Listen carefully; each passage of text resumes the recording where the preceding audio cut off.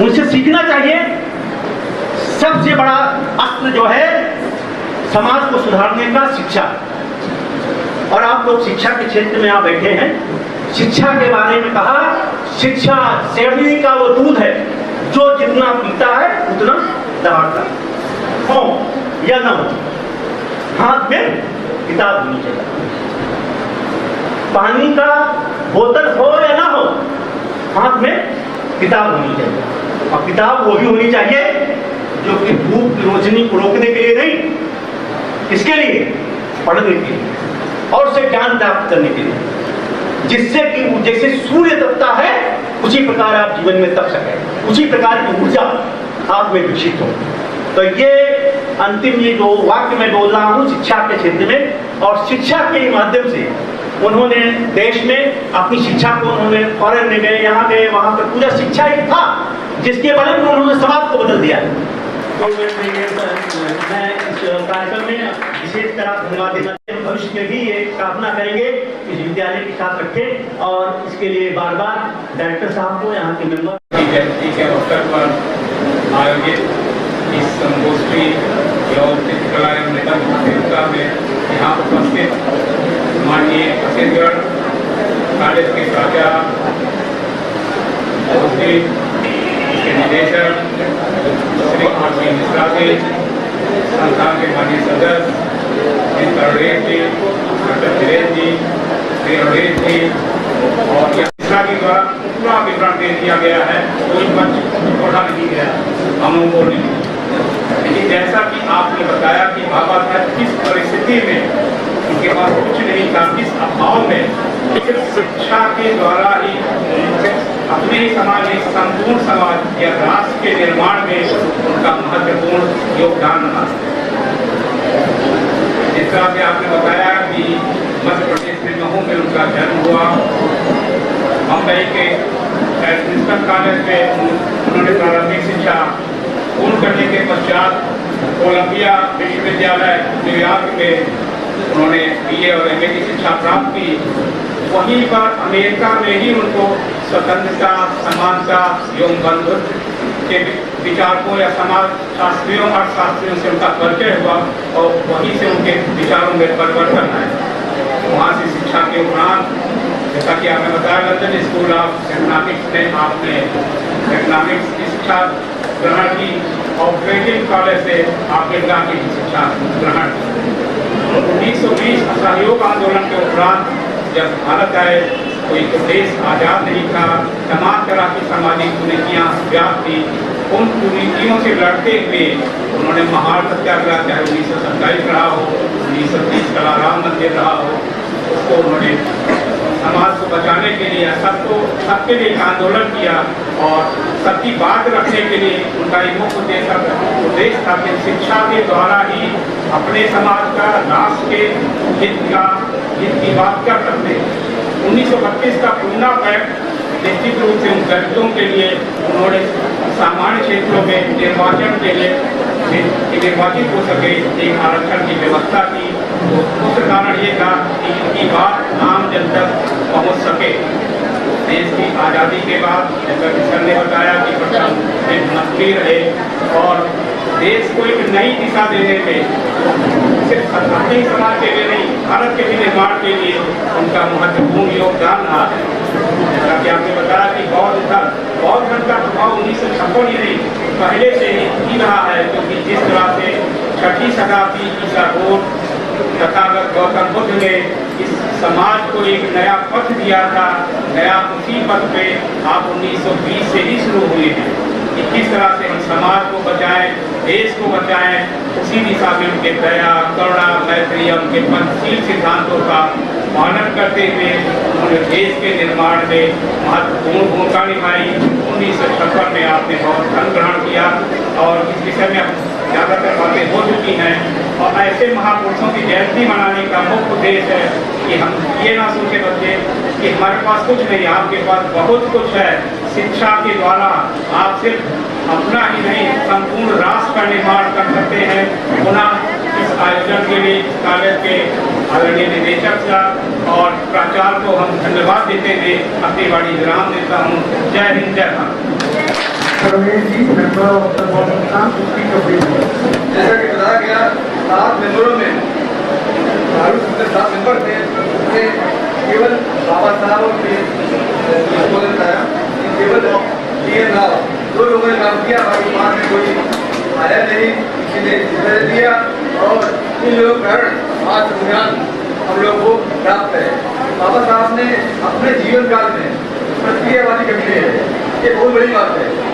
कोई व्यक्ति दुखी होता है, उसकी सही शिक्षाओं का अगर ग्रहण किया, सब किया है, बाबा साहब ने किया, कि ये प्रतिक्रियावादी कभी नहीं रहे, कभी किसी ने कुछ कर दिया, ये तमाम समस्याएं थी, तमाम छुआ और तमाम सामाजिक वेदनाएं थी।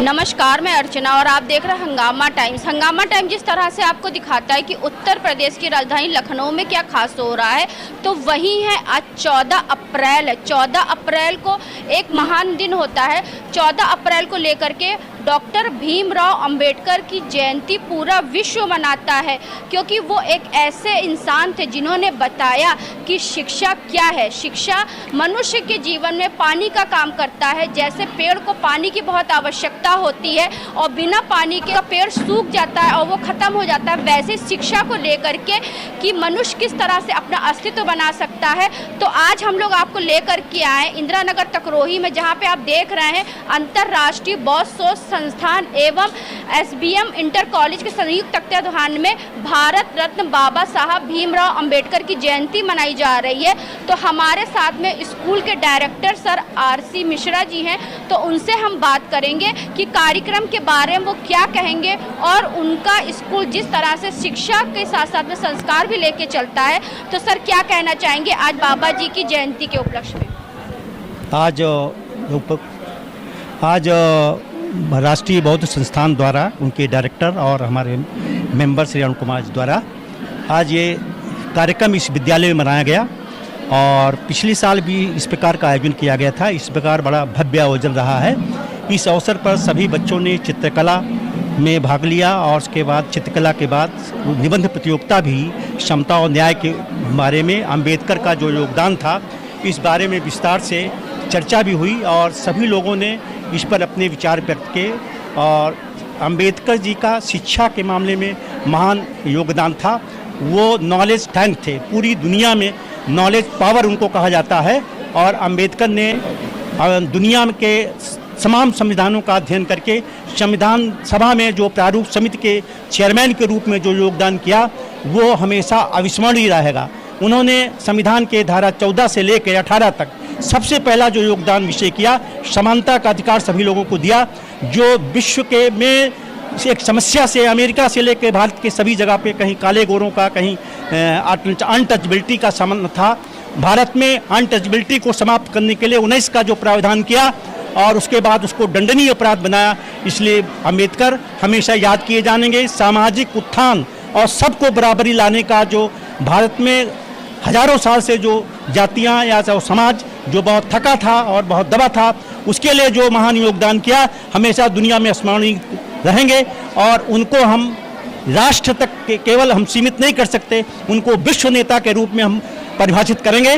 और उनके योगदान के बारे में आज समझना और बहुत अच्छा कार्यक्रम रहा। और हमारे विशेष रूप से इस अवसर पर मैं अपने डायरेक्टर श्री राकेश कुमार जी और हमारे इसके मेंबर और हमारे वहाँ से और लोग, हमारे जो अतिथिगण आए थे, और सिसोदिया जी और सभी लोग जो मुख्य अतिथि थे, सभी लोगों का हम हृदय से आभार करते हैं और आगे भी ये आशा करते हैं कि इस तरह के कार्यक्रम इस विद्यालय में होते रहेंगे। धन्यवाद। जैसे कि आपसे एक सवाल और करेंगे, क्योंकि आप एक स्कूल के प्रबंधक हैं। जैसे बाबा साहब जी ने समानता यानी कि सबको एक समान अधिकार दिलाया, लेकिन आज वो दिन है या आज वो दिन जिसके दिन पे जो सभी लोग मिल करके बाबा जी का जयंती मनाते, लेकिन कुछ ऐसे संगठन या समुदाय हैं जो इसको भेद के रूप में दिखाते हैं कि जो है हम लोग अलग अलग हैं, तो इसके बारे में क्या है? बाबा साहब को एक जगह सीमित करना, बाबा साहब को सीमित नहीं किया। वो एक समुदाय के नेता नहीं थे।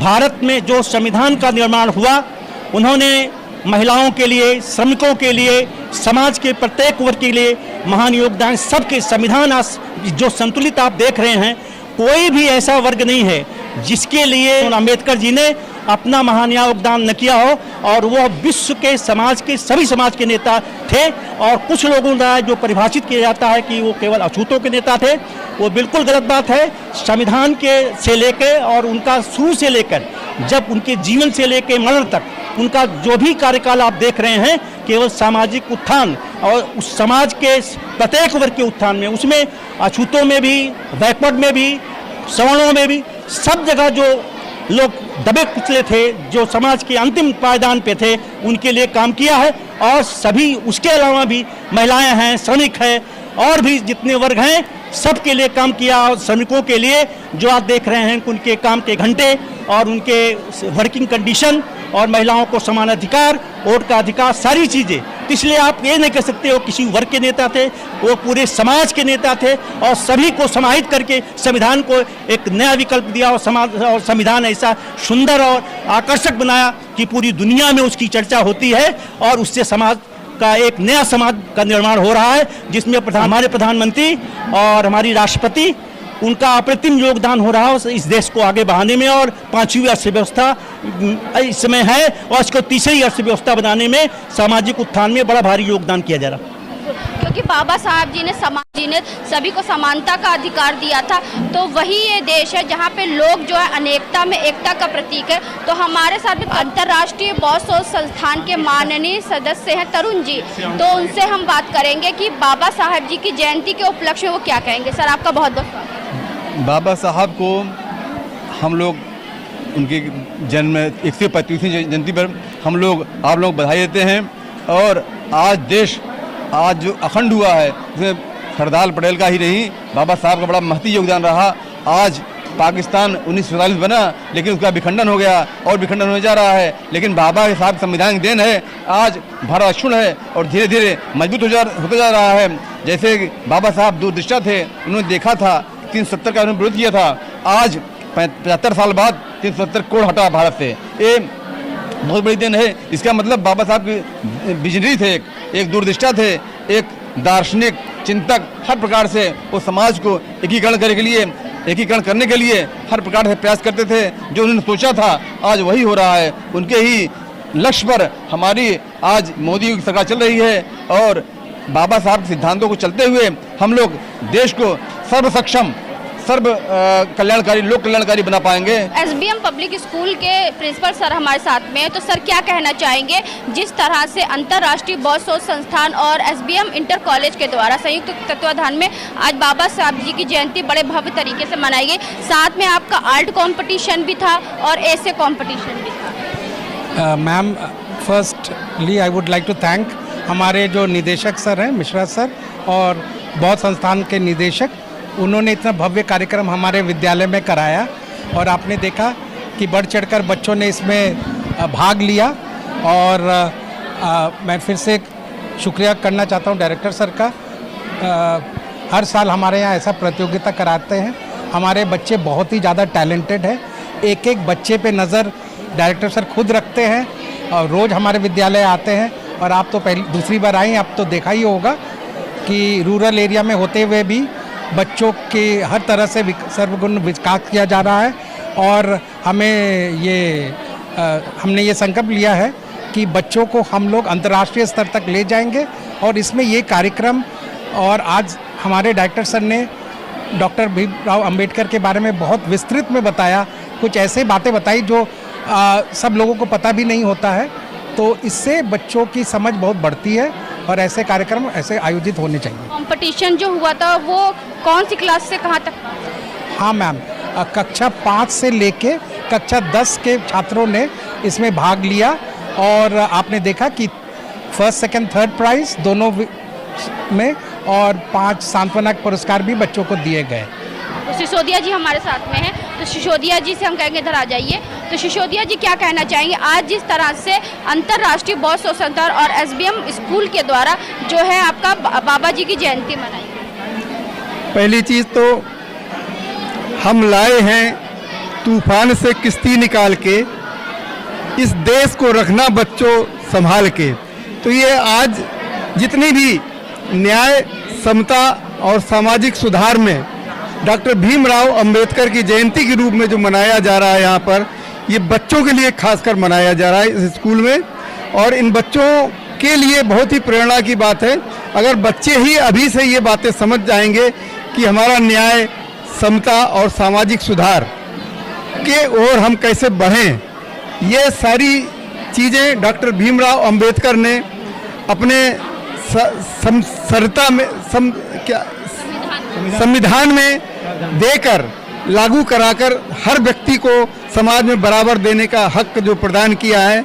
और यहाँ पर अंतर्राष्ट्रीय बौद्ध शोध संस्थान लखनऊ, संस्कृत विभाग उत्तर प्रदेश और ये एसबीएम इंटर कॉलेज के तत्वाधान में यहाँ पर जो कार्यक्रम हुआ है, एक बहुत ही सराहनीय प्रोग्राम हुआ, बहुत ही अच्छा है और बच्चों के हित में और सभी समाज के हित में बहुत अच्छा है। हम इसकी उज्जवल कामना करते हैं। तो बच्चे भी हमारे साथ में हैं जो कि फर्स्ट, सेकंड, थर्ड आए हुए हैं, तो बच्चों से बात करेंगे कि क्या कहना चाहोगे।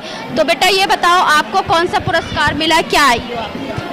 मैं थर्ड आई हूँ। तो आज जिस तरह से हम आपको दिखा रहे हैं कि एसबीएम पब्लिक स्कूल में जिस तरह से आर्ट कंपटीशन हुआ, ऐसे कंपटीशन हुआ, वहाँ बच्चे फर्स्ट, सेकंड, थर्ड आए हुए हैं, तो उनसे हम बात करेंगे। बेटा कौन से क्लास में हो आप? 9th क्लास में। 9th क्लास में हो। तो जो ऐसे लिखा था तो उसके बारे में बताओ बेटा। ऐसे में यही लिखा था कि उन्होंने कौन कौन से आंदोलन किए थे, उनकी थोड़ी सी जीवनी। 2 लाइन अम्बेडकर जी पर। भारत रत्न डॉक्टर भीमराव रामजी अंबेडकर का जन्म 14 अप्रैल 1891 में मध्य प्रदेश के इंदौर शहर के महू में हुआ था। उनका जन्म एक दलित महार परिवार रामजी मालोजी सकपाल व भीमाबाई की 14वीं संतान के रूप में हुआ था।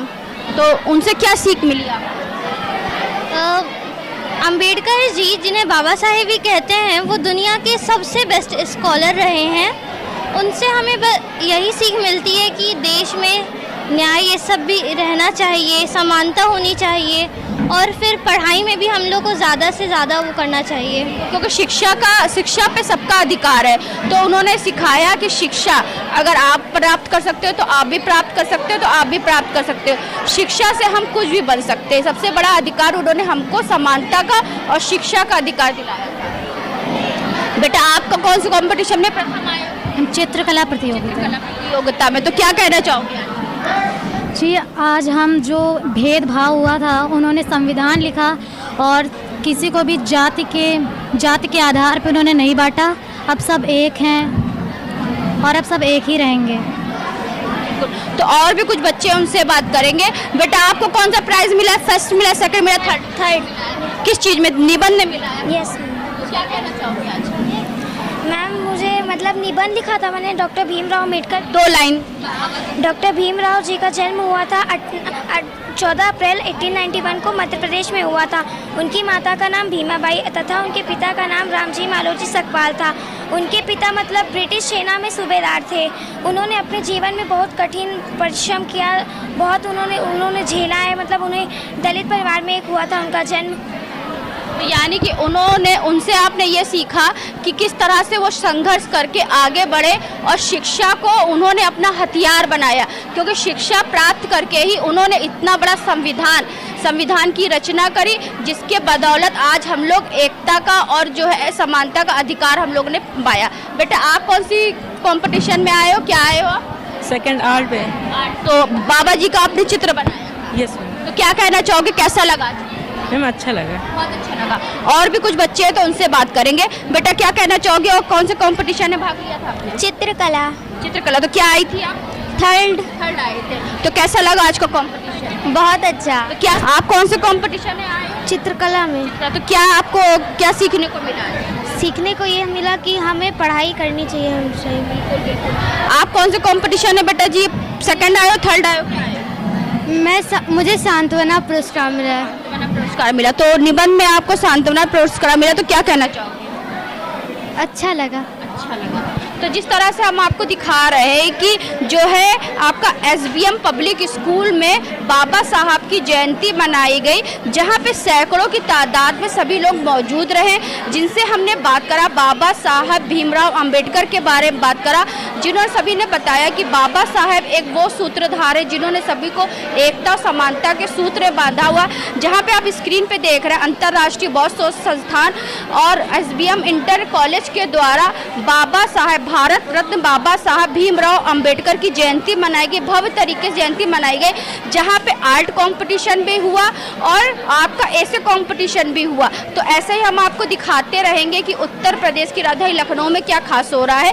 तो इसी के साथ मैं अर्चना आपसे जानना चाहूँगी, धन्यवाद, बने रहिएगा हंगामा टाइम न्यूज़ चैनल साथ में। तो ऐसे हम आपको दिखाते रहेंगे कि उत्तर प्रदेश की राजधानी लखनऊ में क्या खास हो रहा है। तो आज हम आपको तकरोही में लेकर के आए थे, SBM इंटर कॉलेज में लेकर के आए थे, जहाँ पे भारत रत्न बाबा साहेब अंबेडकर जी की जयंती मनाई गई बहुत ही भव्य तरीके से।